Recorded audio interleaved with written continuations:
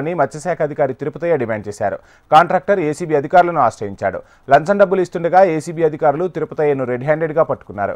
Arrest చేసిన జిల్లా మత్స్యశాఖ అధికారి వేముల తిరుపతయ్యను విశాఖ ఏసీబీ కోర్టులో హాజరుపరుస్తామని ఏసీబీ డీఎస్పీ రమణమూర్తి తెలిపారు.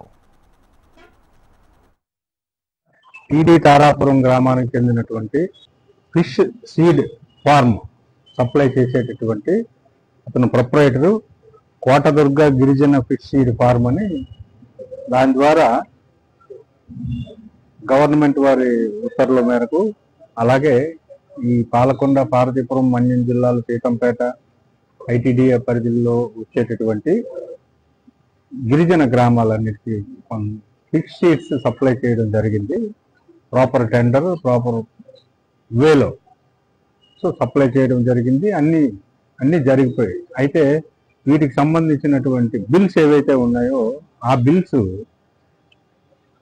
అతనికి రావాల్సినటువంటి సుమారు 60 లక్షల రూపాయలు, అతనికి రావాల్సినటువంటి 60 లక్షల రూపాయలు, దానికి సంబంధించినటువంటి అతని అకౌంట్లో పడిన తర్వాత ఇతను 1% బ్రైబ్ అడిగారు.